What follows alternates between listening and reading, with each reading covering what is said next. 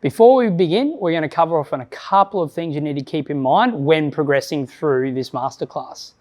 If you have any previous injuries or conditions that are going to limit your range of motion, you need to make sure you go and get those sorted, or you go back to the Unlocking Your Movement masterclasses we've provided in order to make sure you tick all the boxes before we head into the more advanced versions. A lot of these masterclasses are going to take extra wrist, shoulder, thoracic, hip mobility, and also shoulder stability. So be sure you tick the boxes and drop back if you've had any injuries or you feel like you're not quite at the level.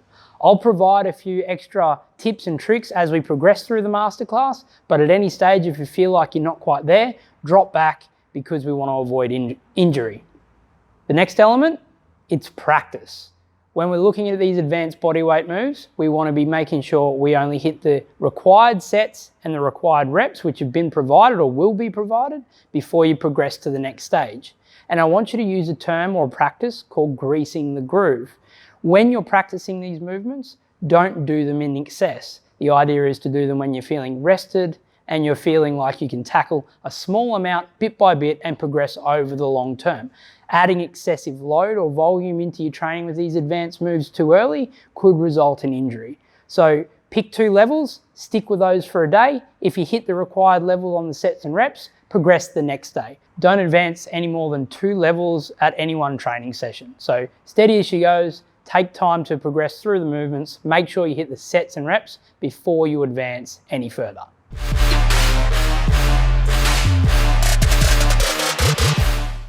Pull-ups, we all want to be able to do them. We all want to be able to do more than one.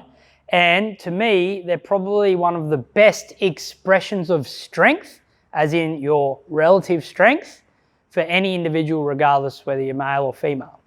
Now, before we begin, shoulders are going to be an issue here.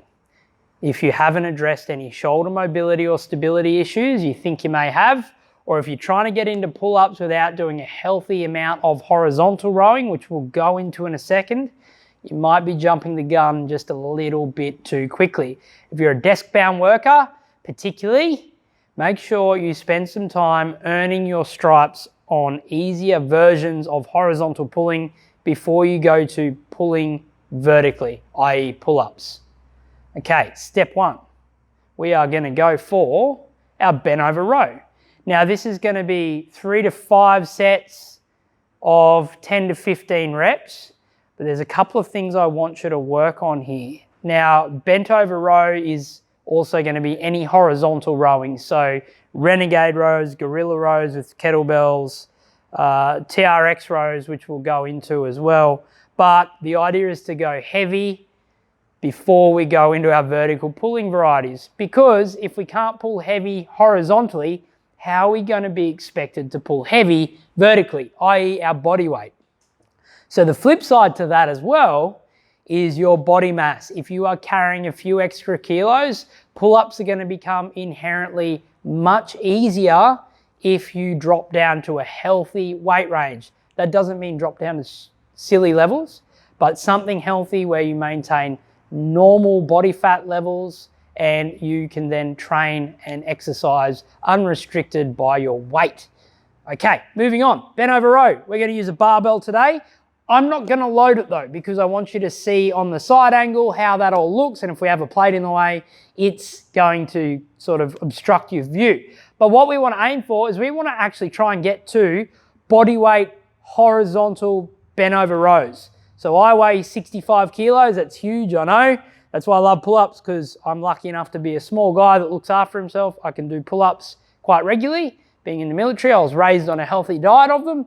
But with our bent over row team, we want to aim for getting as close to body weight reps of rows as we can, and that's 3 to 5 sets. So we're going to have that bar in an undergraph grip to start with.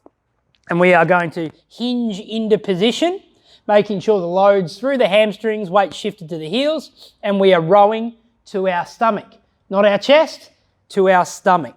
The easiest way to think about it is rowing our elbows to the roof. If we're pulling to our stomach and rowing our elbows to the roof, you are going to get into that pull position.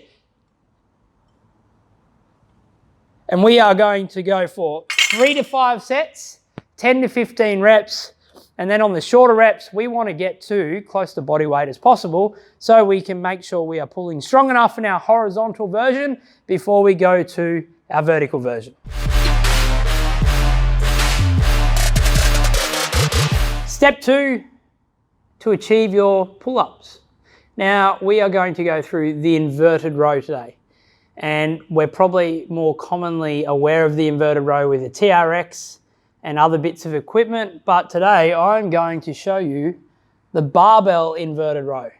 Now you can sub this out for gym rings or a TRX if you have them, if you don't have a barbell at your disposal. But the reason why I'm using a barbell today, the reason why I'm such a fan of it, is because it puts you in a fixed hand position, i.e. you can't manipulate the position of the hands to get into the top position, just like a pull-up or a chin-up on a bar.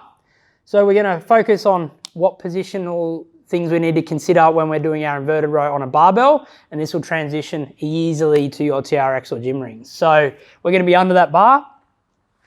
Now you can have this bar raised up as high as you want to support yourself, but what we're going to do is go through bending our knees to support ourselves to start. So if you're new to this, we want to go under grasp grip. We want to have our knees bent to a point we're comfortable and we're rowing to our chest. So elbows to floor, pulling up chest to bar. Now our finished position is chest in contact with the bar, nothing less. So once we get that position down, we can then go to overgrasp, chest to bar, lowering down. So by the fixed bar, we're ensuring that scapular rhythm. Then as we get more and more comfortable, we go to straight leg or get our legs further away from us, chest to bar, back down. Like so. Overgrasp. Straight line in between ankles and shoulders, so you didn't see any bow in my body, it was one straight line, making sure you maintain trunk stability. Now for some secret sauce. We've got our TRX or strap variant here. This little exercise will help you start venturing into vertical pulling without making it impossible to achieve. So quite often the big problems I see is we go to banded work, but then we don't work enough isolated or harder strength movements to get to a full pull-up. So bands only get us so far. This is another little tool for your tool belt to be able to get to full pull-ups. So we are going to go into a seated position here. You see my arms are at full extension. So this is called a jackknife pull-up, team. Once again, using our legs as the variable that we can change and manipulate, we are going to pull ourselves up to that top position. Handles to chest and lowering back down. So that finished position is the important part, guys. We move our legs to support ourselves as much as we need to then control that lower to get into the right position. And once we're confident, we are straight-legged pulling up. Okay, so use the legs, make it as easy as you need to be able to hit that top position. That movement must reach top position. Otherwise, we're training the pull-up really ineffectively from the start. And the whole idea of achieving a full pull-up is that correct start and finish position.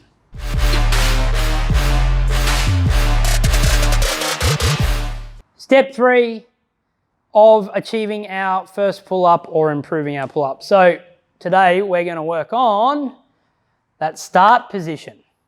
Now the start of our pull is where a lot of people come unstuck because they try and pull from just a dead hang, or they don't know how to position their scapula into that initial pulling position. So we're just going to do some scap setting. 3 sets of 15 we want to aim for this, but we're going to focus on getting into that pull position. So cues are elbows locked and drive all the movement through your scapula or your shoulder blades. We're going to jump up here.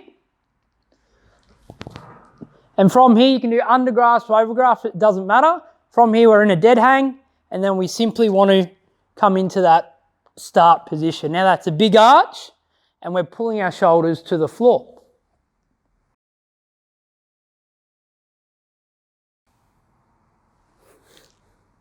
And then as you can see, that movement, when we pull, becomes inherently much easier when we get to our pull-ups. So that position from here should look like so.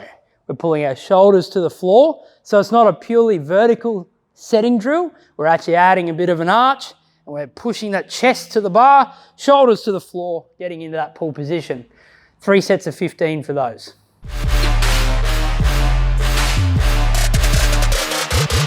Step 4, and we are going to ramp it up a notch and combine a bit of the jackknife pull-up that we did on our TRX or similar and our Scap setting drills. We're going to go to assisted pull-ups. Now you'll see there's no bands here. Bands are great. Bands are really good to a certain point. Eventually we've got to get rid of the bands, team. So instead of demoing things that you probably know a lot about, using bands and things like that, I'm going to show you how to do assisted pull-ups in a way that you can actually get rid of the bands and work the whole movement from a bar to get you more confident to moving your body weight. So we're going to jump up, get any way up you need to. You can step up onto the box first. I'm just simply going to jump up onto the bar and then step up onto the box. Now you'll see conveniently I can get to about here. So we want to be high enough that we can get chest to bar, i.e. that finished position. And then from here, keeping our feet on the box, we're lowering down under control to full extension, scapular setting, and then pulling up nice and slow under tension. As we get more and more confident, we drop a foot off the box. We control that lower. Scapular set. Pull, use that leg as little as possible to that top position and coming down nice and safely. So by doing that, dropping your leg off and only using your leg as little as possible, we strip that need for bands and we can actually just start using our body weight to get confident in that full range and knowing where that finished position is, which should make, when we get to unassisted, much more easier.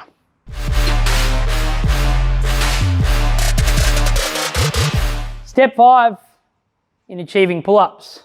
We are now onto the bar and we are working the eccentric phase, which is the lower. Now I want you to work 2 to 3 sets of 5 here. You got to work up to this. So you might only have 3 good reps in you and then you're done for the day. So remember that principle of greasing the groove. Do as many reps as you can with good form. Once you can't maintain form, you are done for the day. Okay, so that's eccentric, meaning we got to get to that top position first. Now we can use our box that we used in the assisted pull-up version to get up to that top position. I'm just going to pull up into that top position. I'll show you what the eccentric phase is, but you're going to need a way to be able to get to the top of that bar without having to pull into it because we're not quite there yet. All right, so going to the top of the position here, and we hit that top. So I'm using overgrafts, you can use undergrafts, so that's absolutely fine. And from here, we're lowering, under control. Once we hit the bottom, that's 1 rep. We get to the top again, and we go again. So 2 to 3 sets, 5 reps, working that eccentric phase. So it's all about the lower and using at least a 5 count on your lower. So you're nice and calm the whole way down. Correct start position at the top, chest to bar, all the way down to that hang position. That's 1 rep. See how you go.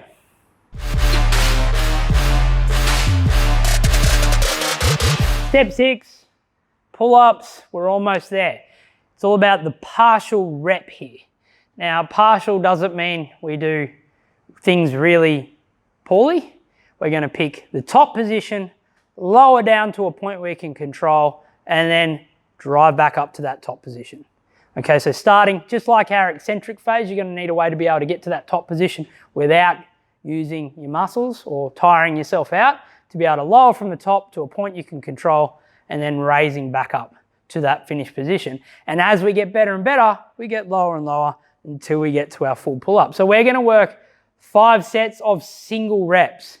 Single reps, this is absolute strength here, because if you're using your body weight in a vertical pulling manner, you're probably going to be pretty tapped before you get any further than that. And if we're progressing, we should be progressing in depth, not in reps at this particular stage. So, finding a way to get to that top position, whether we're using a box or whatever we need to do to get there.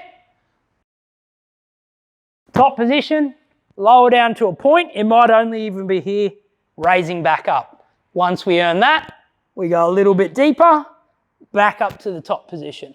And we slowly get to a point where we're in that full pull-up position. So once we work our partials, we start with only short movements, deeper, deeper, deeper, deeper, and that will be step 7, which will be your full pull-up.